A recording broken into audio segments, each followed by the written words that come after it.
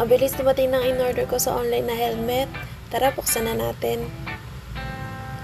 So, bali pala itong binili ko na helmet na to, hindi siya yung full face. Half face lang po siya since hindi naman ako lumuluwas or nagda-drive ng malalayo. Pang palengke ko lang or pang punta-punta sa kanto. Kaya yun lang ang binili ko. Dahil hindi ko naman po kaya mag-drive ng long drive sa motor. Bali, ang kinuha ko nga po na color is color white. Para katarno po siya ni Paseo. Same sila na white po.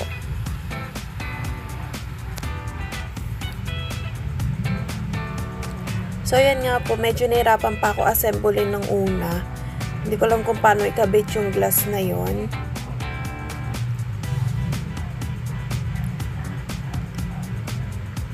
At pagkatapos ko po siya ma-assemble, ayan na po siya.